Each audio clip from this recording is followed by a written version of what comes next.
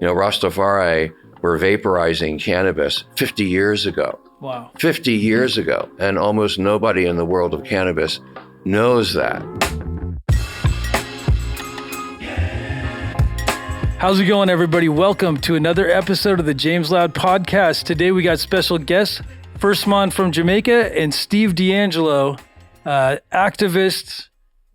You've done some amazing things. We bumped into each other at Dead & Company, came by and gave you a joint, and then you posted it on Instagram and we connected that way. It was a great joint too, right? I can't say that about many joints. I really enjoyed that joint. Thank you very much. How are you guys doing today? I'm good, I'm solid. It's an honor to continue to see the evolution of this great plant, Yeah. Awesome. So you guys want to tell me a little bit about what you guys are doing in town? You guys in town for the Psychedelic Conference, I take it? Yeah.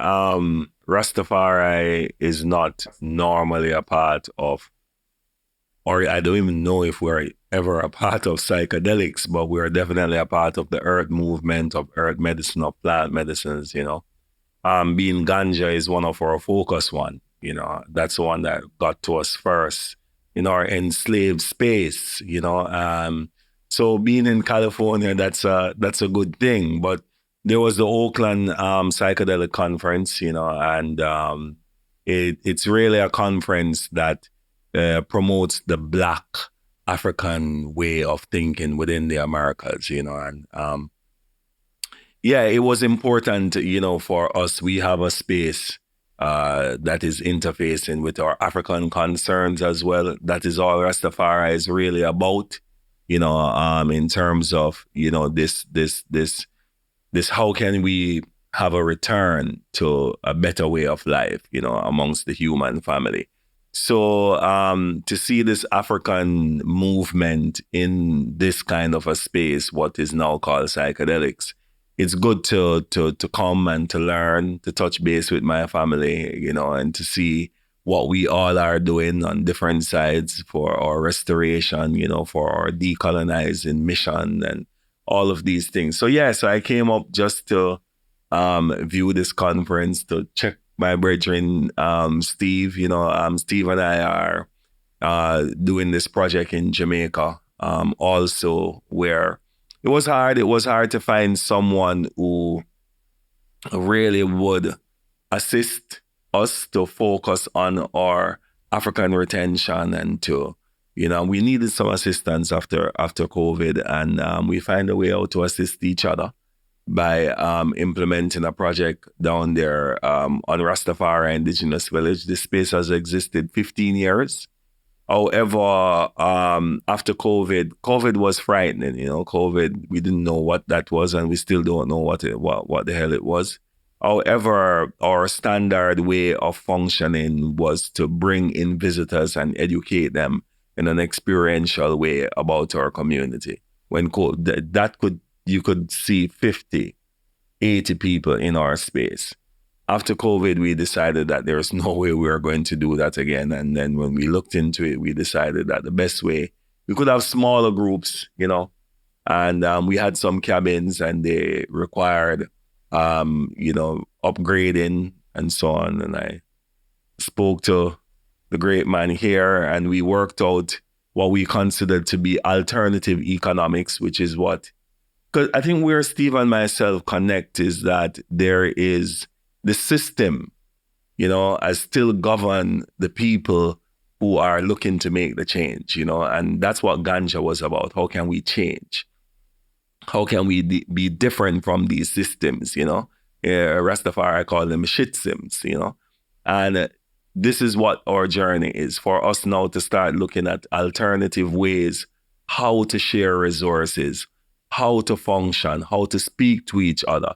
How do we evolve our own community, without the lawyers or without the this or without everything else that seems to guide our relationship? How can we move outside of the box? So that's what has connected Steve and myself. We moved out of the box with this particular project, and it has brought us here. It's still a pilot project. It's still a kind of a experiment, but with some clarity that what we're trying to do is to make a change. Amazing. So where is it located? So we're in Montego Bay. Montego Bay, we're just outside of Montego Bay. The property is called Rastafari Indigenous Village. So, it's popular in that area. If you Google it, www.rastavillage.com, you'll find it. And it's kind of the last piece of green, Right. that is an ecosystem where people live there, and insects and animals and rivers, and so everything is there, as because this city is expanding. Human beings are actually creating our own hell on the planet. We're just removing trees and putting buildings, and the place Agreed. is just getting hot, and we're fulfilling our own Bible mission. Religion is still leading us straight over the precipice. So that space is a preservation space, for a culture that has been so attacked and marginalized, only because we wanted to mitigate the lies that were told about us, about the continent of Africa. So there is a preservation space where all the traditions of Rastafari that are being lost, because of systemic discrimination over the years, it has really made our children not always connecting to our community. So we are preserving the tradition of our food, tradition of our herbal knowledge with plants, the tradition of how we make drums, everything that requires for our spirituality and our way of life to be preserved.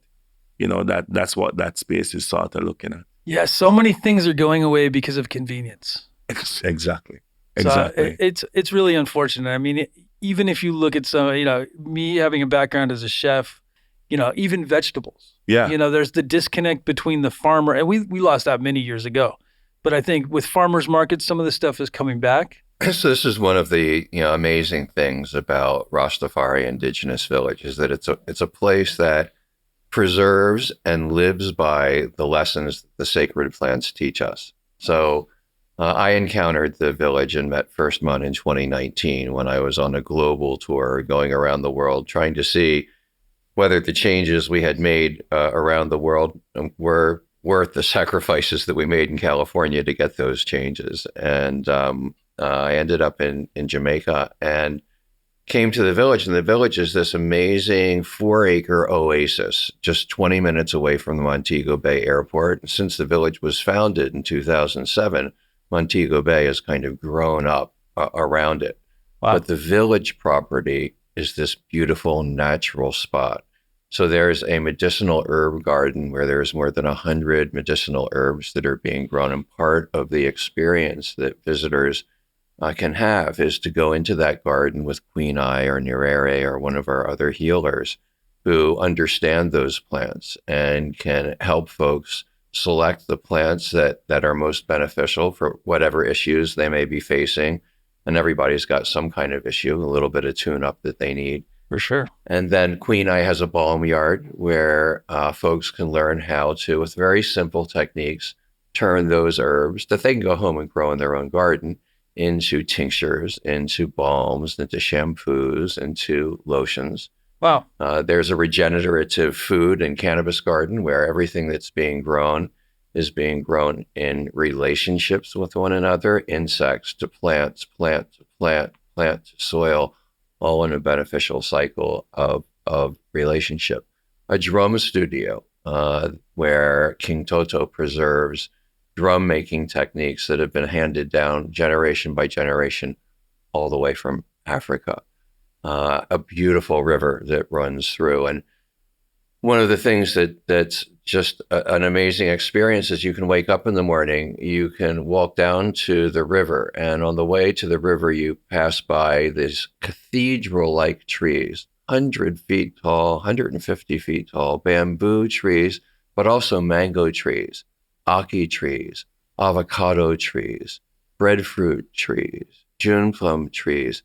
And just in what you collect from those trees in your walk down to the river and back is enough to feed everybody in the village. Amazing. And then folks can sit down and learn traditional Rastafari Ital ways of cooking that food on an open fire. So all about reconnection to this natural way of life that the sacred plants lead us to. Pretty amazing. Pretty amazing. Yeah. I mean, it's just what we have to do, what we have always been doing, in a way. We're living in a different world, where the world can, we're so far before our time. This movement, Rastafari, when we started to speak about one love, it was so misconceptualized to think that it was the one love of human beings because it came out of our great poet Bob Marley, but it was really one love of the planet, what we're doing to the planet, and how our behaviors and attitudes are affecting the resources of the earth and the connections between and every living thing. Exactly. So all of that was there, but now the world is kind of waking up to, climate change. We are seeing that we have been messing up a lot of things, and it has opened up a different kind of conversation. May not be with governments, but with ordinary people. People are getting much sicker by the fact that they're not eating real things no more. A lot of traditions are being lost. People are recognizing that the impositions of system today, some of them have been living in the time when it was not like that. Yeah. And people now want to revisit what their yesterday was now that they have experienced tomorrow.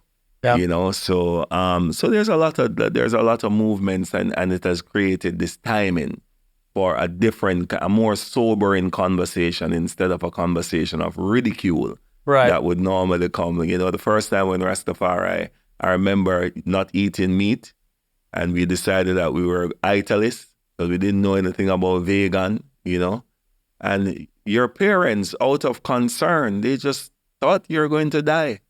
Right. They literally just think that all that is going to happen to you is that you will be malnourished and you will die pretty soon, and now the entire world is vegan everywhere, so. Right. Yeah, it's amazing. And I think the big problem that oftentimes gets overlooked is processed foods and getting away from processed foods. Vegan people that eat, whatever, you eat meat, you eat whatever type of diet you're on, I think you're better off eating whole ingredients. And, for many, many thousands of years, we ate whole ingredients. It's only, recently that we had these processed foods with all these preservatives and these things. And I mean, there's definitely something wrong. So, and I think we're at a time where we can identify and we can all agree that there's something wrong. The world is so educated. Yeah. It's very educated. Now, all information is at the tip of your finger. Yeah, it's almost sensory overload. Yeah. Well, whole grains are part of it, right? Whole anything is part of it. Eating food as close to its natural form is part of it. Right. But one of the reasons that I dedicated myself to a plant-based diet is because I've gone all around the world advocating for a hemp-based economy. And I knew that one day somebody was going to ask me from the crowd, well, Steve, if you are advocating for a hemp-based economy, can you tell me exactly how many acres of land it's going to take to convert our current economy to a hemp-based economy? So I sat down and started thinking about that and doing the calculations. And what I learned was very sobering, right? There is just barely enough agricultural land on this planet to convert ourselves to a plant-based, hemp-based economy. Wow. and to head off the climate catastrophe, just barely. But it's not possible to do today because 80% of the agricultural land on this planet is being used for animal-based agriculture. Wow.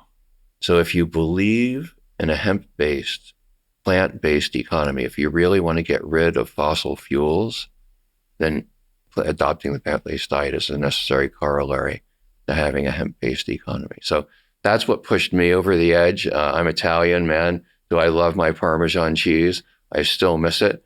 But we're living in a time now where it's very difficult for human beings to take individual actions that have a real impact on preserving the planet, where we don't have to go to the government. We don't have to go to an investment committee. We don't have to make an investment. All we have to do is make a decision that we're going to eat a little bit differently. And if all of us did that, if all of us who have relationships with plants decided to do that, we would remove a massive amount of atmospheric carbon from the air. So we have the potential to do these really amazing things now that we've been united by the consciousness that these plants spread. Amazing. It has to start somewhere. Mm-hmm. As far as legalization in Jamaica, you guys have had legalization for cannabis for a while. How has that changed? Decriminalization. Oh, it's decriminalized. Yeah, it has So been how has that changed the landscape? Man, I tell you, we got the same thing. We saw different type of subconscious or implicit bias type of colonization coming from the investors of overseas, mainly darting in from Canada. Yeah. You call the name, yes? Yeah. Yeah, mainly coming in from Canada and so on. As I say, I'm not going to say to you that the move was let's go and colonize. It's just how it feels to us. I have no thoughts that there were bad intentions at the beginning or anything like that. It just works out to be that when I'm speaking about this community, I'm not expecting to see the suits. I'm really expecting to see the roots, Right. Andrew gave me that yesterday, and I think that's what happened. Too much suits. The plant does not reason like that. Doesn't have the conversations in this type of a way. And, I have spent a lot of time blaming governments, but then not in this industry. In this industry, it's the people. Yeah. We are misrepresenting the behaviors and attitude of this plant. And we can't put that on government. We have to put that on, when we got that opportunity to move, what did we do? So when they got the opportunity to come into Jamaica, everybody started to behave as if they were ganja smokers. They forgot about the legacy community. They were not patient enough to allow what Jamaica had contributed to the world to be something that is properly packaged and structured, not just in a flurry of advertisement, but in real hardcore steps, to just ensure that Jamaica and its tradition was represented in Rastafari and what we did. We were releasing so much valves in the 70s and the 60s, when that's all the ganja was coming from Jamaica, and giving a lot of New Yorkers, Miami, the entire US, an opportunity to breathe from all the systemic pressures that were coming down on them. And we know this, and this is why every time I speak about these things, I'm saying that we as human beings should not hide behind government. When we get the opportunity to move, are we recognizing legacy? Are we looking at the restoration and the reparation within our own community? And that has been, to me, the issue in Jamaica. So you move off too fast. There was no legacy conversation. The people who suffered for it was not recognized. And then it just went up to nowhere. It was just in the mind that it was going up. I don't think I've ever reflected in sales. It never reflected in nothing that it was profitable. Just this idea that Jamaica has a branding and tourists is going to come and they're going to buy. But everyone was sold the dream. Everyone, you got it right, man. Everyone was sold a dream, So that's how decriminalization work. At the moment, I think all dispensaries are quite possibly suffering because they were trying to build an industry instead of a relationship with each other. We have to redefine the way how this plant has forces us to think. Less everybody is going to collapse. Yeah. Everybody is going to collapse. So Rastafari also got some kind of a preferential treatment. It's not connected with the philosophy. Yeah. Rastafari philosophy is one. Legalize the plant for every human being. Yeah. That's like mangoes, pop choy, and It needs to be everything. fully It decriminalized. just needs to be. Yeah, we're having this discussion about rescheduling, and it needs to be descheduled. I think it's just common sense. Yeah, exactly. You know, so they gave us this kind of a preferential treatment, which is now allowing us to sit with governments and lobby on where our rights are and so on and so forth. But then again, as I say, sometimes you start looking at the government and wondering, if they were not there, how would we as the community deal with each other? Are we able to self-regulate? I think that's a big question to the cannabis community. Can we self-regulate? Can we properly appropriate, ourselves to each other? Right. Do we recognize legacy? We need to. So it was passed in Jamaica in 2015. There was quote unquote, medical cannabis legislation that was passed. And as part of that legislation, Rastafari communities were supposed to be given certain sacramental rights around cannabis. And it was really another example of cannabis being regulated by people who do not understand the plant and do not respect the plant, and thereby misregulating it. I'll give you one glaring example. When you go into any of the dispensaries in Jamaica, which are by law medical cannabis dispensaries, first of all, the only people who can afford to go in them are tourists, because the price of the cannabis is the same as the price of cannabis in most legal American states and legal taxed dispensaries. Wow. So quite high, far higher than any Jamaicans or most Jamaicans would be able to afford. The second is that the only form of cannabis that you can get at the quote unquote medical cannabis dispensaries is inhaled cannabis, hash or bud, something you have to smoke. Oh, man. No tinctures, no capsules, no cakes, nothing. Yeah. And the reason for that is because there's a history in Jamaica of tourists coming to the island, eating space cakes in a tea shop, eating too many of them, ending up in the emergency room, and then the government having to deal with the fallout from those kinds of incidents. So in a completely ridiculous move, the most effective format, edible or tincture format for medical cannabis patients, was made illegal, and the most dangerous format, inhaled cannabis, was made the only one that was available. So that's one sector that was given birth to by the 2015 legislation. That sector is not doing very well. There was a second sector, which was an export sector. And the idea behind this sector was to take advantage of the sunshine, the low labor costs of Jamaica, and set up basically a neo-colonial extractive model where the plants would be grown in Jamaica. Maybe you would do a basic extraction in Jamaica, but then that basic extract would be sent to Europe mostly, for further refinement, further processing, further value added, right? And then be sold into the pharmaceutical supply chain as an API, an approved pharmaceutical input.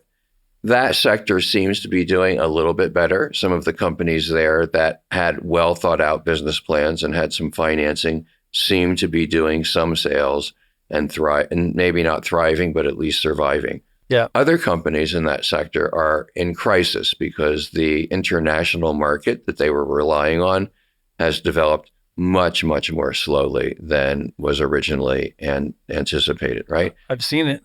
And then there's the third part of the market, which is the most interesting part of the market, because it's the only part of the market that's really connected to this incredibly rich ganja culture that Jamaica gave birth to, and it's such an amazing gift to the world, right? And that's the culture that grew out of Rastafari as expressed by Reggae, and now adopted in one form or another by hundreds of millions of Reggae fans all around the world.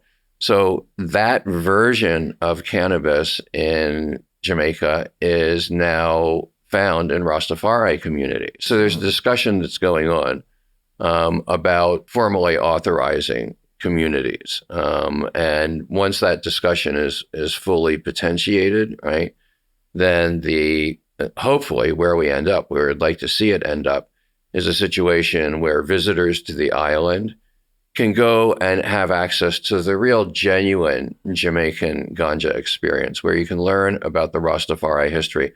You know, Rastafari were vaporizing cannabis 50 years ago. Wow. 50 years ago. And almost nobody in the world of cannabis knows that, right? And then just all of the stories, all of the songs that go along with all of that culture, the way that cannabis has influenced the thinking and the way of life of Rastafari. And it's just an incredibly rich experience for anybody who really loves cannabis. And it's one that so far has been, pretty difficult to seek out and find. So hopefully with this conversation going on, Rastafari communities will be fully empowered to represent not just the plant, right? Because it's not just the plant that's important. Right. It's the lessons that the plant teaches us and what we do with those. Totally. Yeah, it's really interesting. Some of the genetics that have come out of Jamaica, Orange Hill. Mm-hmm. So when I was in Jamaica, I basically gave $20 to a bunch of different people and never got anything good when I was staying at a resort. And finally, I brought some flour from the States, from Humboldt. It was some really good OG. And I gave it to the guy, and I told him to take it to whoever he gets stuff from. And he comes back the next day with big joints from Orange Hill. I didn't know what to expect because I had gotten some really bad, but it was so strong that I think it was 10 in the morning and I woke up at 5 with my wife. We woke up at 5 in the bed going, what the heck was that? And then we look over and the joint's still about that big. So yeah, I mean, there's some legendary lamb's breath. I think It's a big conversation. You have to remember that as Rastafari, we don't see Jamaica as our home. Right. Jamaica is not necessarily, it's a colonized space that we have now just sort of, by dwelling there, this is where we have to recreate ourselves from, to go home to Africa. That's our ultimate mission, And as a result of that, being in spaces like those, you have to be strong and powerful, and everything you do has to be potent, because you want to do it natural.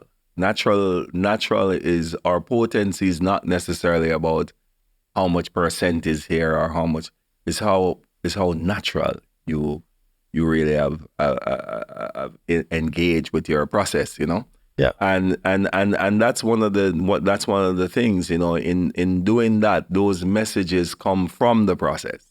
Yeah. You know what I mean? It's cultural science, and what prohibition did, it damaged that.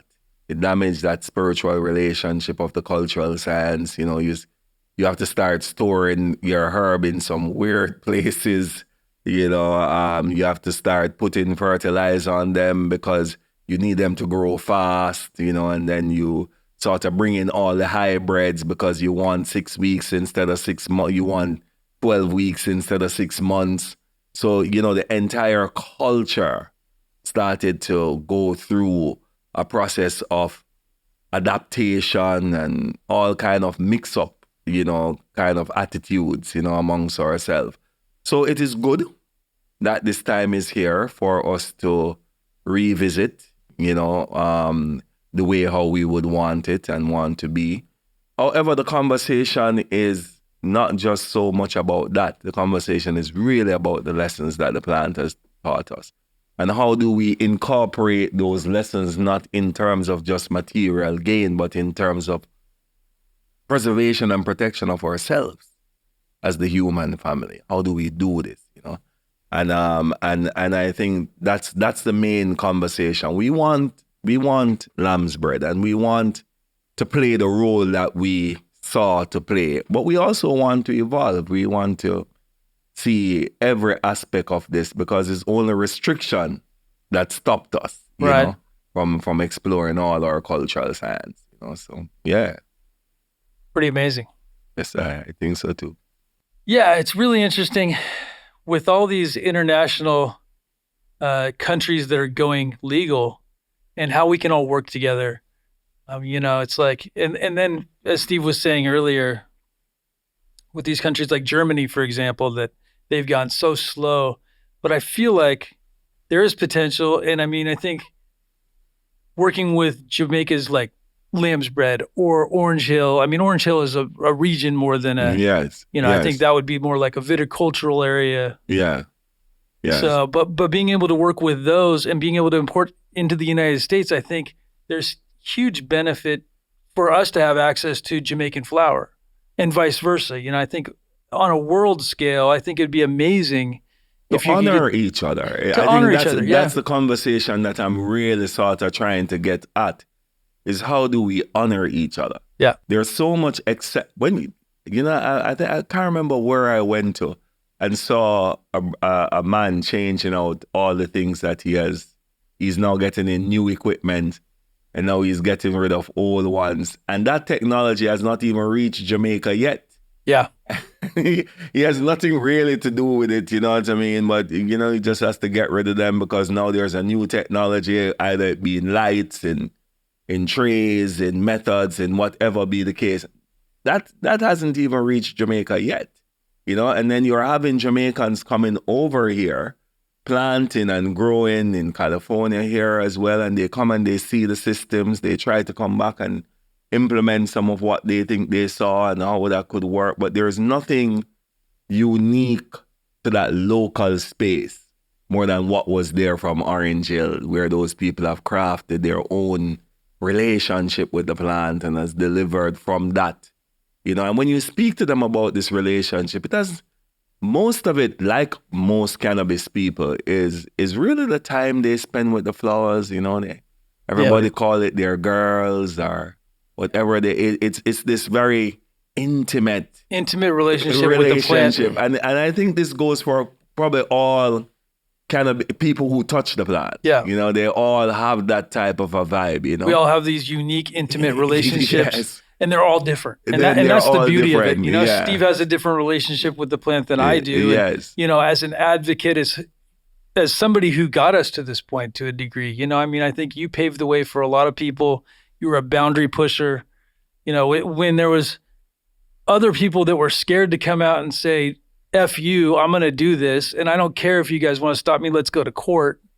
You were there to do that. And I think we have all these different people that love cannabis, and it's growing. It's exponentially growing. Yeah. And it's so amazing. We get people in other countries. I think Thailand is a great example where they did have cannabis, but the culture, the people there are excited about the stuff that's going on the West Coast too. But it's like we have this international communication now that because of technology, it's a blessing and a curse.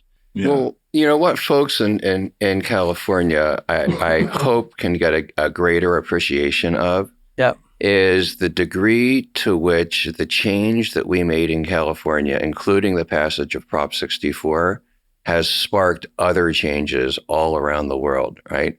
So the king of Thailand would not have done what he did and allowed to happen what happened in Thailand if we hadn't legalized cannabis here in California, right? The legislature of New York and the legislature of Illinois would not have moved forward to pass cannabis legalization, which is what they did following the passage of legalization in California. There's been this massive change, and it's going to take a long time for that change to spread all around the world. But we're seeing it happen now in places like Germany, and it undoubtedly will spread all around the world. So we're moving towards the day, and gee, I hope I could say I thought it was going to happen in my lifetime, but I'm not sure. But the day will come when we have a globalized and normalized cannabis economy.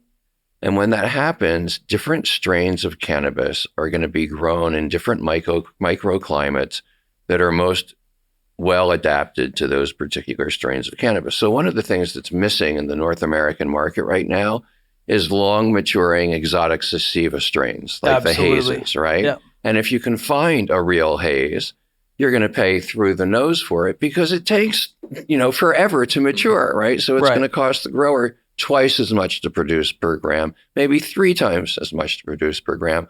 When you're paying for lights, you're paying for stuff like that, it's not really possible to do. But in Jamaica, it's 365. Yeah. Okay.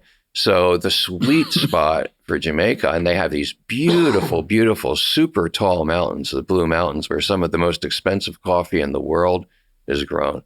So my prediction is that Jamaica one day, if the government of Jamaica sees the value in doing things like creating and granting appellations and supporting Jamaicans in developing their own consumer-facing brands, is that Jamaica becomes the world's leading source for the most exotic, most expensive, most hard to find, long-growing, mature sativas. And that's a really nice position to be in. Yeah, that's a beautiful thing. I would love to see all the other islands in the Caribbean get on board. I know St. Vincent and Trinidad, I think they have ambitions. They're all, it's the same thing. If decriminalization never took place in Jamaica, these other countries wouldn't sort of be opening up their doors as well, and for sure. They're really having the conversation. They're honestly having the conversation, and some of the people feel good, about what is happening. But it's all about regulations. Everything is regulations. With the cannabis community, with the Rastafari community, our position that we have taken as Rastafari in Jamaica, it's a self-regulate. It's a self-regulate. And all of this is just coming from the fact that we see ourselves as a nation. And which is why, another reason why I connected to Steve, because what he was telling me was that he saw, a plant tribe, around the world, and that this tribe is huge. And that this tribe in itself could actually start to live by the teachings of the plant and create the changes that we would want to see on the planet for ourselves. We have the money, it's possible. And I think if we bring the plant into the conversation, in reverence, because there's a lot of, I'm not sure, in every way how these things are happening, how the plant and human beings are evolving, if there's always reverence in that, sometimes it seems it's just the end of the dollar, and I have seen as a Rastafari where the relationship between money and spirituality during the times of selling ganja to the world, there was synchronicity in community development, in spirituality. I think there's a template of the way how if we give into our spirit, we will receive a lot more, probably not in huge houses and in excess, but more in community, in community development, because that's what these plants are here for. They are here for community development. Right. They bring us all together. They bring us all together, just the nature of it. You light it, you sit around a table and you're ready to talk. Just as much as food. I feel like on that same level, it brings so many of us together that normally we may never cross paths. Yeah. But because of this plant, it's a special connection that we all share. Yes. Yeah. So this is where this vision, sort of came to me in 2019 as I was traveling around the world, which I call the one tribe or plant tribe vision. Yeah. And I had this opportunity to go to 4 different continents, about 14 different countries, hanging out with people who consumed cannabis and loved cannabis of all different races, religions, economic classes, educational levels, just about every thing that you could imagine, every difference in the human family that you could imagine. Yeah. And I came off of that tour really missing people like who I just met, but like my heart really hurt, and so I started thinking about what had happened there and how did I become so close in such a short period of time. And what I realized is that no matter where we come from, our race, our religion, the language we speak, how much or how little we've been educated or where we've been educated, the plants have spoken to us in the same language. Right. We've learned the same lessons. And out of those lessons, we've built a common value system. So wherever you go around the world today, you find people who have had the plant conversations, valuing creativity over conformity, valuing individual freedom over state or corporate authority, valuing nature over industry, valuing peace over war, valuing love over hate, radically including everybody and being intolerant only of intolerance, right? And that's who we are, no matter where we are in the world or what our background is. And the UN claims that there's 300 million regular cannabis consumers in the world. I think they got it wrong by an order of about 3. You talk to the US government, they say there's 30 million Americans who have found their way to psychedelic experiences. I'm not talking about the retreats and everything, just regular folks. Sure. Some public opinion polls say that 20% of Americans have had psychedelic experiences. Extrapolate these numbers out to the whole planet, and collectively, we are as large or larger than all but the largest nations on this planet. And everything that usually divides a group of human beings, we can transcend. Okay? And so the question that comes to my mind now is, okay, we've all been called. I think we can all feel that these discussions are calling us to a purpose. What is that purpose? And what are we going to do with it, right? And I don't think any of us can figure that out on our own. I think there needs to be a convening. There needs to be a conversation. We need to figure this out because the future of the planet probably depends on us getting this right. Right. Yeah, it's the collective energy.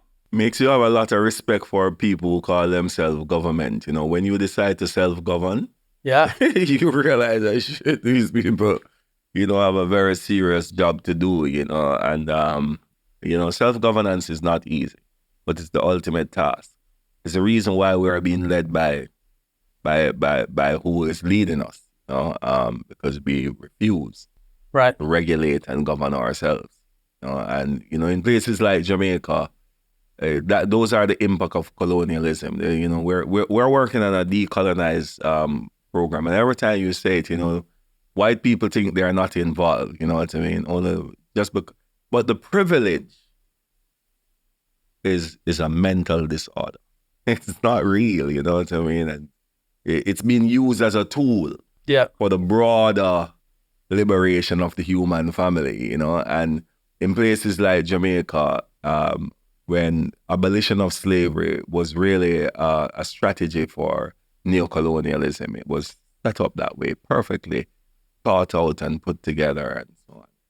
One of the main things that came out of the abolition of slavery was how much if you disenfranchise people and discriminate against them, and then you tell them to govern themselves, they will choose slavery over freedom.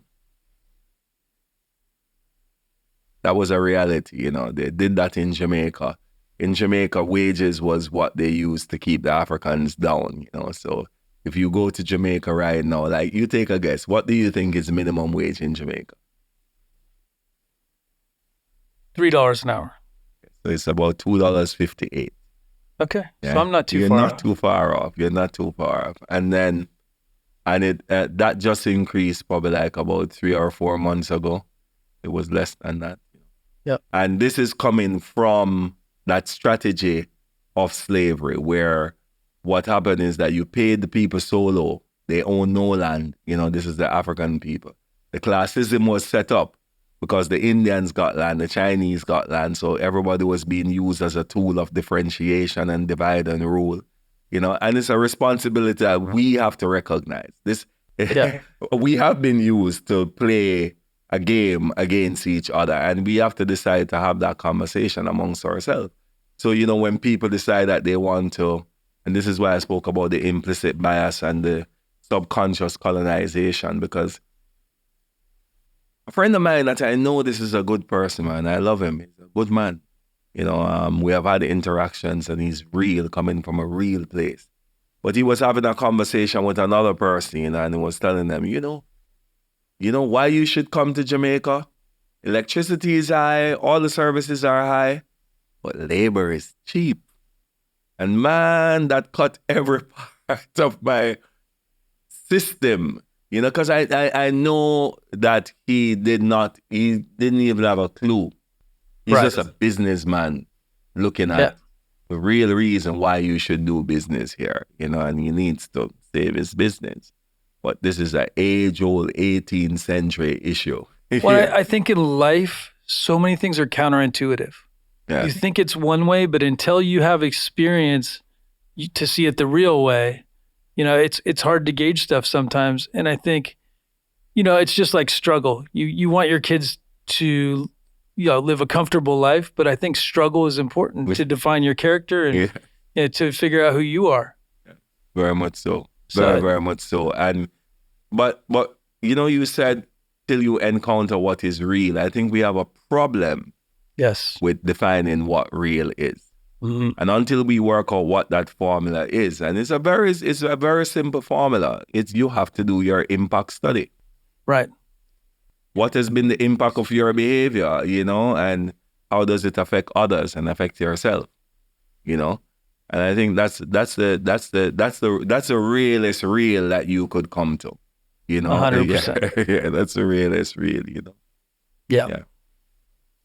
Yeah, it's interesting. I'm in my 40s and I wouldn't say I'm a completely different person, but I think we change so much. And as we get more experience, we understand how fragile life can be, all these other things, and how important knowledge is. Yeah. I think that's one of the biggest things for me, and to really understand things thoroughly, whether it's cannabis or psychedelics or whatever it is, to get a real firm understanding of it. And you understand things through experience. I think that's another thing. So with your retreat, how does that work? So people can schedule online. They call you guys up. Yeah. So the retreat is, you can contact us. We promote people contacting us through our website. Yeah. www.rastavillage.com. Mm-hmm. And once you will get an opportunity to sign up. We do have them weekly. We may be making some adjustment to sort of give them a set date, right? So we can have more people connecting to them at a different time. So you have individuals and groups. Yeah, but not deliberately. We rather because our container is community. Mm-hmm. We rather groups. Our philosophy is that there is no problem that is yours. All problem belongs to the environment. Be it cancer, this, that. It is something that is happening in our environment as human beings. So it's a one love, bringing everything into one. Yeah.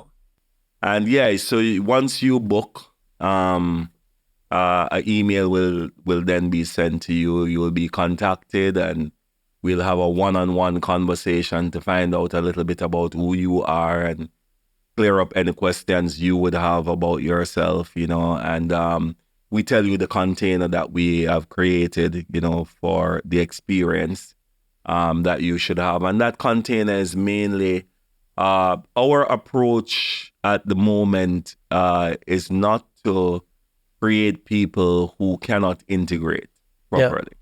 And not to create people that will give us too much dramatic experiences. So we have learned a little bit about how the plant works, how it interacts. And most of the time people come there, they're having human issues. They're not having an issue of life and the relationship with life. They're having issues between themselves, the job, the stifling of their ego and their gifts, the non-creativity because they're conformed. Yeah. So those are the things that they're facing. And we have faced those things too. So we create this container of stories and so on that can evolve a human experience and conversation, that can invoke memory, and that can almost try to release and loosen some of what people are calling trauma, but they're really, in fact, we see the traumatic people as more teachers. People who have had an experience that can share to allow us to evolve and themselves to evolve, So it's not people, you're not going to be there to cry. You're going to be there to man up, and to speak about your experiences as someone who has learned something about this environment of the planet, how you have been going through it and how we can evolve it. And once we scratch that surface and rake it up and allow it to come out, then, we sort of introduce you to the plant. And then normally when you go into those conversations with the plant, you won't be having conversations that you have never even touched on before. I'm not saying that you will, the plant is amazing. It can bring up anything. However, because of our journey with it, already we kind of have a path. We ask for that direction. And then people will just have an experience that is more evolving than the experience of human pain and human issues. They can have a more connected experience with the journey of these neighbors, these entities that we don't know. It's like going on a first date. That's how we sort of put it. You go on this first date. Do you really go on a date and bring all the baggage of yesterday and all the relationships that never work? You sit to know the person. So the idea is that you are going to sit with this plant, you're going to listen, you're going to have conversations. And that's the kind of preparation that we do. And then because it's a space of drumming and it's a space of food and it's a space of nature because the river runs through the property. We're having some problems now though, especially with the river, because development is disguised, or destruction is disguised as development, and people are doing a lot of building. So there's a lot. But we still want our family to come together so we can pray for these rivers, because we know that any imbalance anywhere on the planet is an imbalance to everywhere on the planet. So it's really a call to duty that our retreat is about how we can collectively heal, but integration is the biggest part of it. So we really know that for a lot of people, they come to these retreats and they are opened up. Many gates are opened up of the possibility of life. Then you come back into an office building, you come back waiting 2 tables, it's kind of hard to integrate in that kind of a way. So our journey is about creating a community, a community that is looking to evolve even some of these job types, that actually, a lot of these industries, they are built to kill customers, right, to see if we can recreate, like the cannabis plant. This is why I like these exchanges within plant medicines in a particular way that can be spiritual economics, because it saves people, it doesn't kill people, you know what I mean? Right. Like a lot of the fast food industries and so on. Yeah, it makes the world a better place. It makes the world a much, much better place. So, it's open fire in the night, that we keep our interpretations of ceremony. But the main thing about our retreat is we call it life is a ceremony, which simply means that it is every single moment that you're integrating, every single moment you're holding consciousness to the thought that you're having and the implementation of that thought. Yeah. That you're putting out. And that's what we try to open up, So people have come to our retreat and didn't take the medicine and still feel in a way that they have, opened up a lot of channels just through so many people need to live in the moment. Yeah, exactly. So it's a very different experience, right? Because a lot of the retreats in Jamaica are at the kind of resorts that most folks go to. A lot of the staff and facilitators are flown in from overseas. There is often not a whole lot of connection to Jamaica. A Rastafari Indigenous Village is a real Rastafari village with elders, with children, with life. And so it's not like perfect and manicured like a resort would be, but it's always real. And guests can go to rastavillage.com to book the retreats. And we're open for individual bookings. We do have a schedule of retreats so that we will group folks together. And if you don't see a date that works for you, then drop us an email. We'll talk to you. We'll see what we can work out that works best for everybody. We're also open to retreat organizers. So folks who are organizing retreats and are looking for a place that is friendly may want to check out Rasta Village and see if we're a good fit for their needs. So one of the really distinctive features of the village is that we keep things small and really intimate, because you can't really get to know each other and have a real cultural exchange if there's more visitors than there are folks at the village. And there's about 20 folks who live at the village. And so generally, we don't have more than about 12 visitors at the village. Awesome. Which means that a family or a company or an advocacy organization that would like to have this very, very special experience together can come down and have the whole village to themselves with as few as 6 people. So wow. It's a very, very special place for smaller groups to consider coming and visiting. Really cool. Well, you have to definitely be ready for real. Yeah. It's not, Authentic. yeah, Yeah. it's not a space where the conversations are going to be curated before you come. Right. Conversation is going to be with you Love when the- you come and what you bring to the table. So, there are set agendas, of things, healing practices and so on that we will definitely offer. But for each group, for each set of people, it's us together that is really kind of doing the work. Very individual. Yeah. Very, very individual. Even though we're seeing a lot of commonalities, people are coming with the same thing. We're also seeing a lot of difference. Yeah. And people are continuing their own relationship after they leave, with each other and so on, which is a very typical sound that is happening in the psychedelic space too as well. People are really being connected, even the people who go into the resorts and so on, all of them are the plant is opening up a lot of conversation. I think I was just talking to Steve and I was saying to him that the change narrative now is integration. That's the big thing, because when it is not legalized or they call it criminalized or whatever, normalized almost. They've like taken that away, and now we're getting back to the normalization.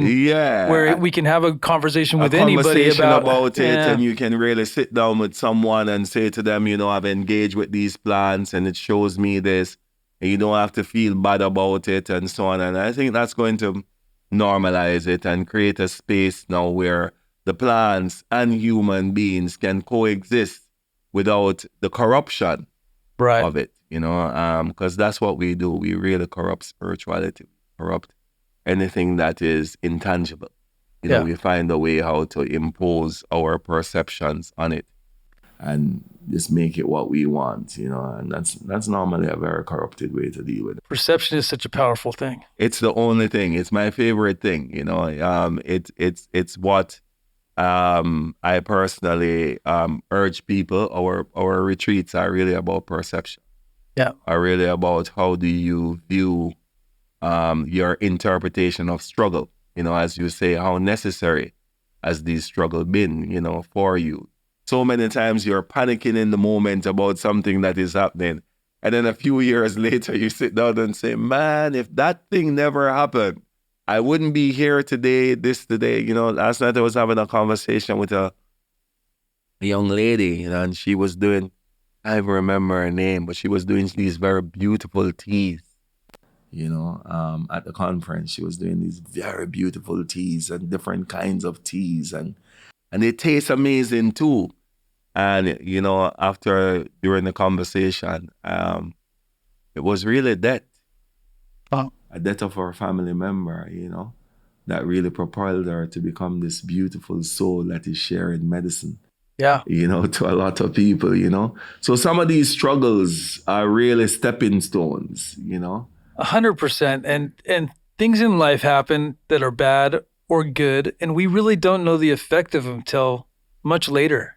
Yeah. And so we can be upset about stuff, but we don't know if that's really a bad thing or maybe a good thing that's going to make our lives better. Well, you said something profound. You said people don't know how to live in the moment. Yes. They do, with struggle.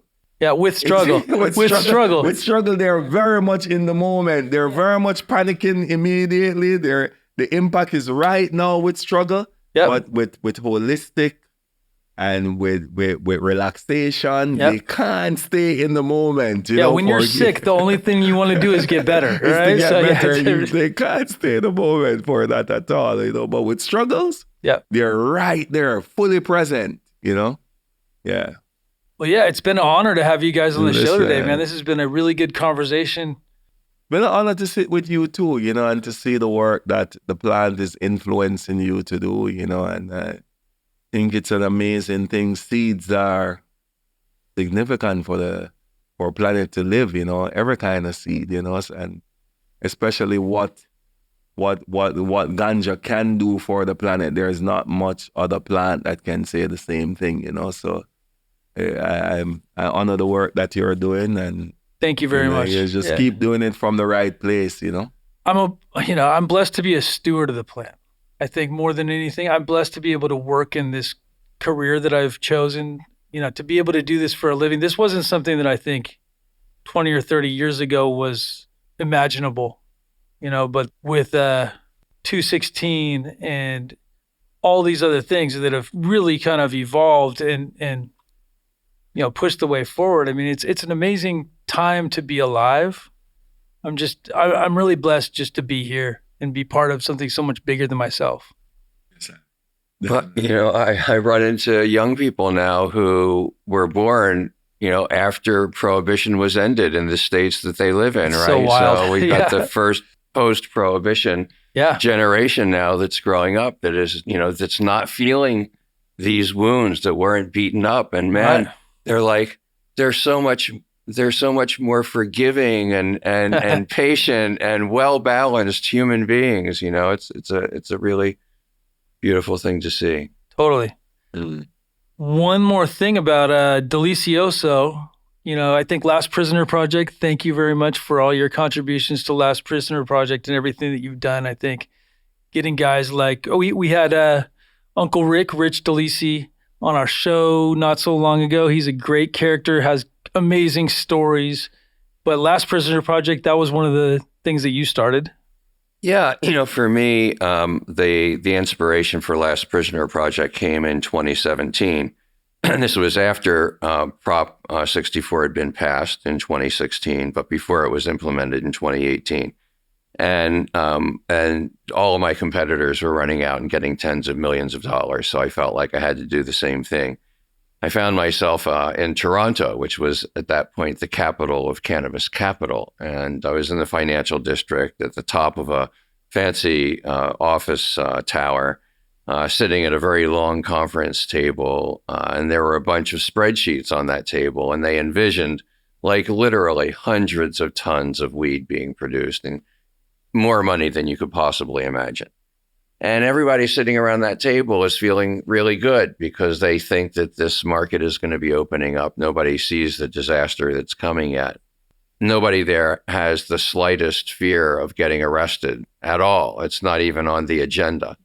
So in the middle of this meeting, my phone starts buzzing, and it's my buddy Chuck. Chuck's calling me from a prison in Pennsylvania where he's doing 4 years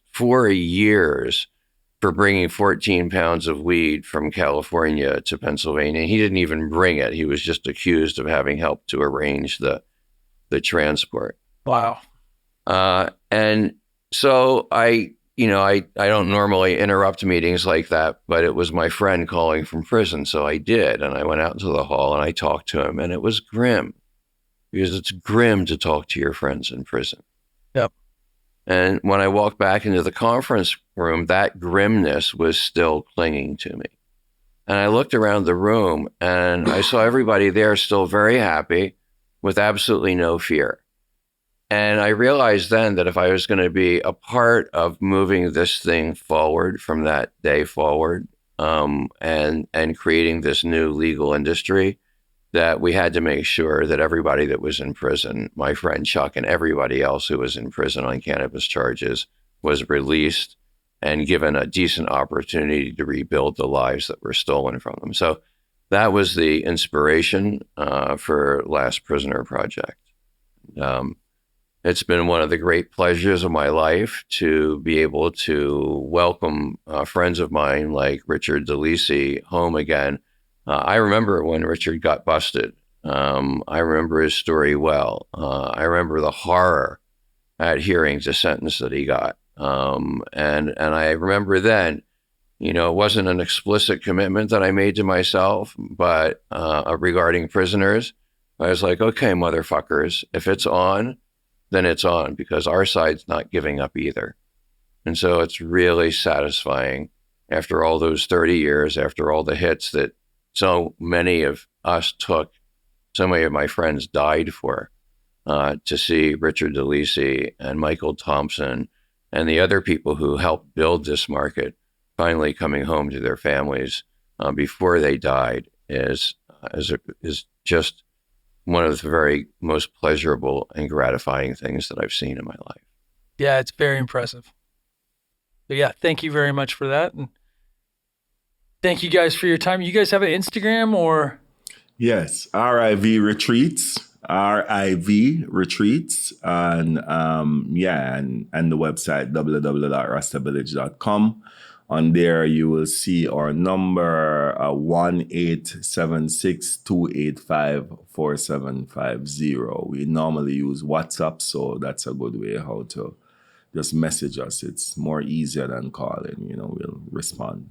Fantastic. Yes, I. Thank you so much for today, and I look forward to joining you guys in Jamaica one of these days. James Loud, you'll be proud. Thank you very much. Bless.